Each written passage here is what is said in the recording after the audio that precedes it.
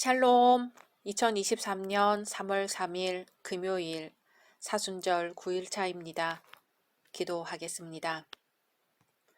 주님, 오늘도 주의 말씀으로 시작할 수 있도록 인도해 주시니 감사드립니다. 사랑하는 주님, 우리에게 주신 시간, 재능, 능력, 기회를 온전하게 사용하고 있는지 돌아봅니다. 주님, 오직 착함과 신실함으로 주신 모든 것들을 채워 주께 돌려드리는 삶이 되게 하옵소서. 예수님의 이름으로 기도드립니다. 아멘. 오늘의 말씀은 사무엘하 13장입니다. 그 후에 이 일이 있으니라. 다윗의 아들 압살롬에게 아름다운 누이가 있으니 이름은 다말이라. 다윗의 다른 아들 암논이 그를 사랑하나 그는 처녀이므로 어찌할 수 없는 줄을 알고 암논이 그의 누이 다말 때문에 울화로 말미암아 병이 되니라. 암논에게 요나답이라 하는 친구가 있으니 그는 다윗의 형 시므아의 아들이요 심히 간교한 자라. 그가 암논에게 이르되 왕자여 당신은 어찌하여 나날이 이렇게 파리하여 가느냐. 내게 말해주지 아니하겠느냐 하니 암논이 말하되 내가 아우 압살롬의 누이 다말을 사랑함이니라 하니라.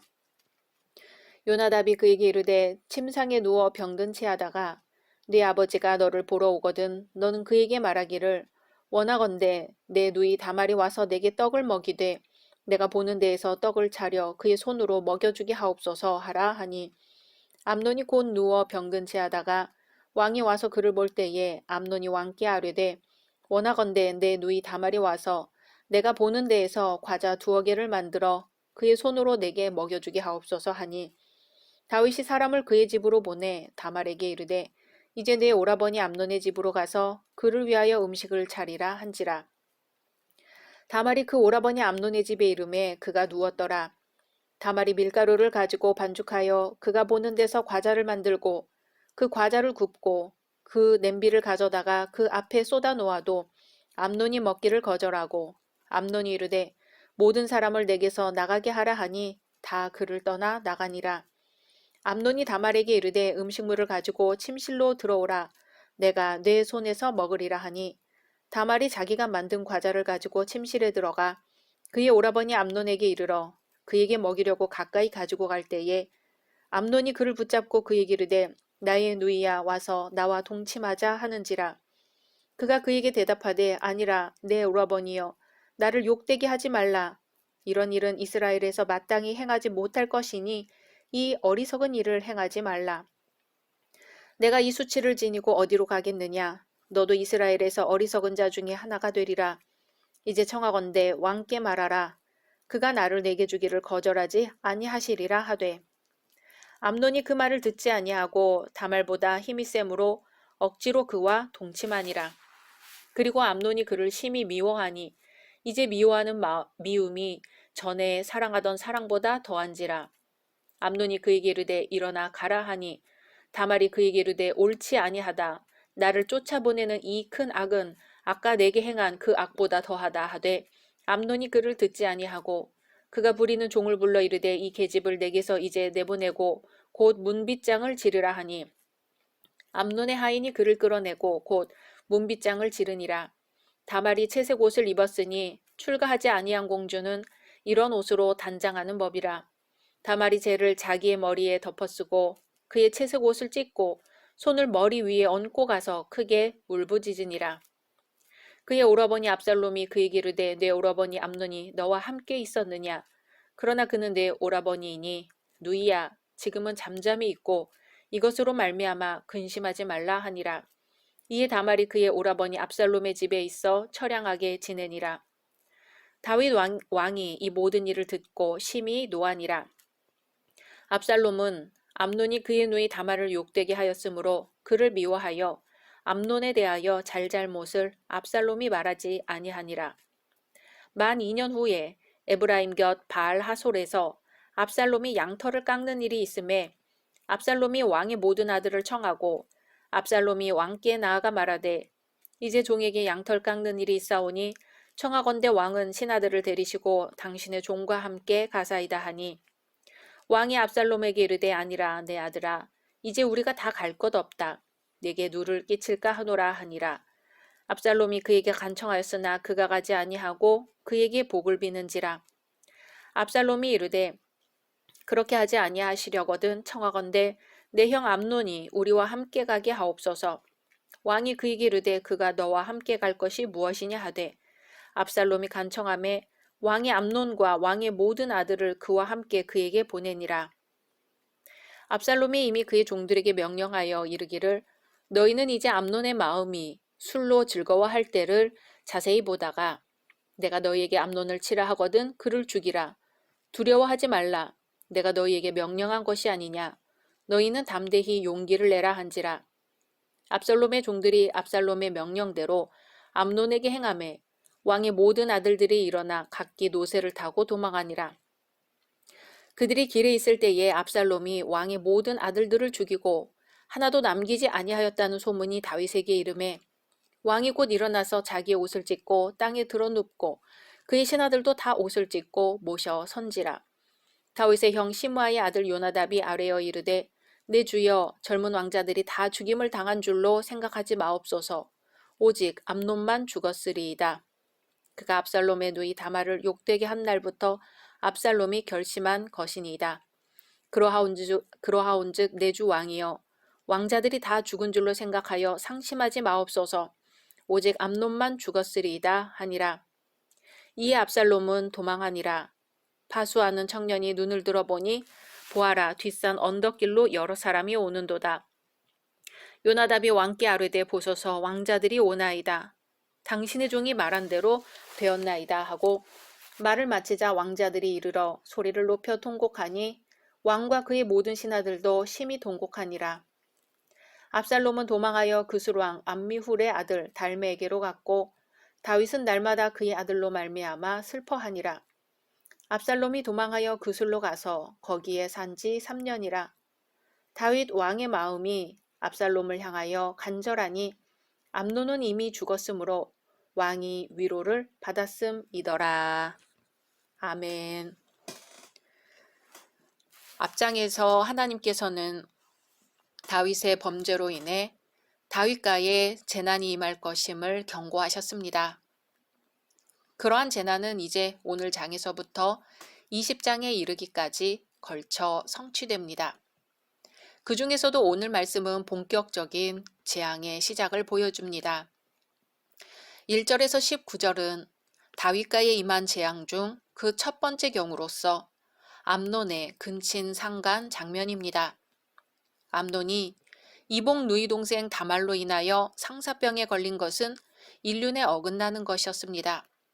그런데도 암논에게 간교한 모사를 베푼 자가 있었으니 곧 요나답이었습니다. 이에 암논은 요나답이 일러준 대로 하여 마침내 다말을 범하기에 이릅니다. 그러나 다말을 욕보이고 난 후 암논은 도리어 다말을 싫어하니 이는 이왕에 그가 범한 죄악보다 더욱 악한 죄악이었습니다. 암논은 다윗 왕의 장자로서 당시 고대 근동 지방의 관례에 따르면 왕위 계승의 서열상 제1위였습니다. 그러나 그는 하나님이 다스리시는 신정 국가 내에서 도저히 용납할 수 없는 근친상간을 범함으로써 스스로 자기 무덤을 판 셈이 되었습니다. 사실 근친상간은 이스라엘 내에서 수간이나 남색하는 죄와 같이 취급받는 괴악한 범죄였습니다. 그러므로 전도가 양양했던 암논 왕자는 이 범죄로 말미암아 하나님과 백성 앞에서 버림받는 불행한 인생이 될 수밖에 없었습니다. 특히 암논이 다말과 강제로 동침한 후 다말을 무자비하게 증오하며 내쫓은 행위는 변태 성욕적인 행동으로서 결국 그는 이러한 행위로 인해 압살롬의 보복을 받아 죽게 되었습니다. 암논은 당시 정욕에 사로잡힌 노예나 다름없었습니다. 이러한 정욕 때문에 그는 자기를 파멸로 이끌어가는 요나답의 간교한 모사를 분별하지 못하고 그대로 받아들여 이행했습니다. 20절에서 29절은 암논의 근친상간에 이어 또다시 찾아든 다윗가의 두 번째 재난입니다. 그것은 곧 형제 살인으로서 다윗의 삼남 압살롬에 의해 암논이 살해당하고 마는 비극적 사건입니다. 즉 압살롬은 자기 동복 누이 동생 다말을 욕보인 암논에게 앙심을 품습니다. 압살롬은 암논의 추행에 대하여 언급조차 피하였으며 2년 동안이나 암논을 살해하기 위한 계획만을 세웠습니다. 그리고는 2년 후 계획대로 암논을 양털 깎는 날 축제에 초청하여 마침내 암논을 살해하고 만 것입니다. 이것을 보며 우리는 12장에서 칼이 내 집에서 영원토록 떠나지 아니하리라고 하신 하나님의 예언이 성취되는 것을 볼 수 있습니다. 압살롬이 이렇듯 살인죄를 저지르게 된 결정적 요인을 분석해 볼까요? 그 객관적인 동기는 암논의 근친 상간죄였지만 보다 중요한 내면적 요인은 꺼질 줄 모르는 압살롬의 복수심이었습니다. 그는 모든 선악간의 심판을 하나님 앞에 맡기거나 나라의 법에 맡기려는 마음이 추호도 없었고 오직 자기의 손으로 암논을 죽이려는 복수심에만 사로잡혀 있었던 것입니다. 물론 암논의 추행에 대하여 어느 누구 분노하지 않을 사람은 없을 것입니다. 그러나 그 분노가 압살롬의 경우처럼 세월이 갈수록 누그러지지 않고 지속될 경우 결국 그것은 사람을 죽이는 파괴적인 분노가 되고 마는 것입니다. 더욱이 압살롬의 이러한 복수심은 암논을 죽이고 난 후에도 누그러지지 않고 계속되어 아버지 다윗 왕에 대한 불만으로 이어지고 끝내는 반역을 일으키고 말았습니다. 사람이 정당한 분노를 가지지 않을 수는 없지요. 하지만 그 분노가 복수심으로까지 이어져 계속된다면 결국 큰 죄악을 저지르게 된다는 사실을 깨달아야 합니다. 압살롬은 이러한 경우의 대표적인 예로서 자기의 분노를 참지 못하여 자기의 복된 인생을 파멸로 이끌고 말았습니다. 우리 성도들은 이러한 비극적인 역사를 거울로 삼아 어떠한 경우에도 분노를 품되 그 분을 해지기까지 품지 말아야 한다는 말씀과 원수 갚는 일을 하나님께 맡겨야 한다는 말씀에 순종해야 할 것입니다.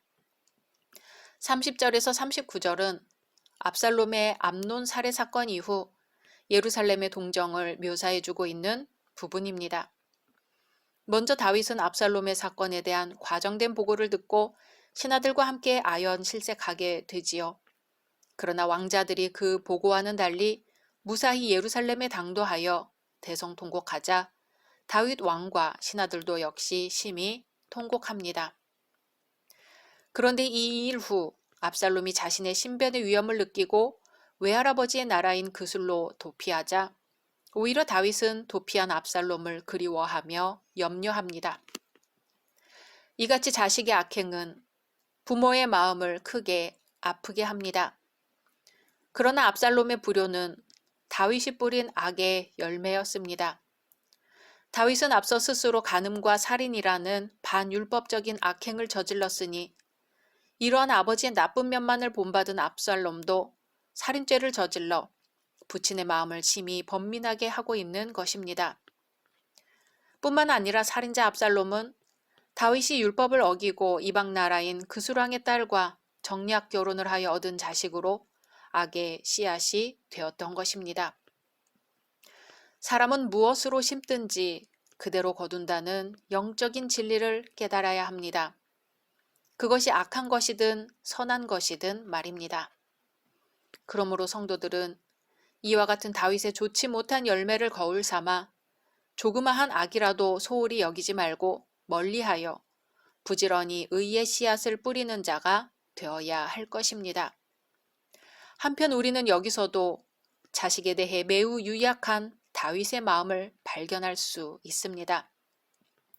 즉 다윗은 살인죄를 범하고 도망간 압살롬을 체포하여 그 죄에 상응하는 형벌을 가함으로써 가정과 국가의 기강을 바로잡을 생각은 하지 않고 반대로 혈육에 이끌려 압살롬에게 연민의 정을 느끼고 있었던 것입니다.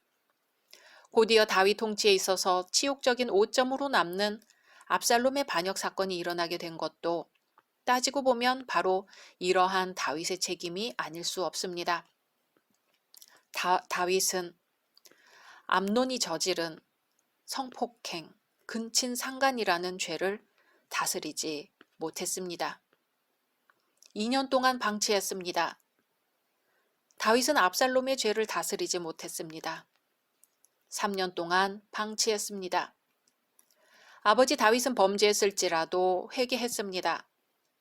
하나님 앞에서 회개하고 참회의 눈물을 흘렸습니다. 그러나 다윗은 개인의 회개로만 그쳐서는 안 되었습니다. 다윗은 자녀들에게 자신과 같이 범죄를 저지르지 말아야 한다는 것을 철저히 가르쳐야만 했습니다. 그렇게만 했더라면 그 이상 큰 병고를 당하지는 않았을 것입니다. 암논과 압살롬의 범죄는 다윗 왕가를 몰락으로 끌고 가는 멸망의 시작이었습니다. 다윗은 자식들이 범죄하기 시작하는 죄의 멱살을 잡지 못했습니다. 죄의 시작은 미미했지요. 그때 막아야 했습니다. 죄가 자라면 제어할 수 없습니다. 다윗의 한 번 실수는 큰 재난을 불러일으킨 죄악의 실마리가 되었습니다. 다윗은 그 죄악의 실마리를 제거하지 못했습니다. 아버지가 범죄하는 것을 보고 자식들도 범죄할 마음을 가졌습니다. 그러나 범죄한 후 아버지의 회개하는 모습을 볼 줄 아는 자식들이 되었어야만 했습니다. 선지자의 책망을 듣고 그날 이후 밤을 낮삼아 침상을 적시며 통곡하는 아버지의 참회하는 모습을 보았어야 했습니다. 결국 다윗의 죄는 그 결과가 자기 자신과 가족 그리고 다윗 왕가에 돌아오고 말았습니다. 사람의 죄는 이렇게 시작은 미미했을지라도 고리처럼 연결되고 꼬리에 꼬리를 물며 손쓰기 어려울 만큼 커져 버립니다. 예수님께서 십자가에서 그 죄를 감당하지 않으시고는 인간 스스로가 해결하기 어려울 만큼 커져 버리는 것이죠. 오늘 사순절 9일차 우리들이 저지른 작은 죄와 그 결과와 예수님의 십자가를 묵상하겠습니다. 각자 말씀 묵상하신 후 주기도문으로 마치겠습니다.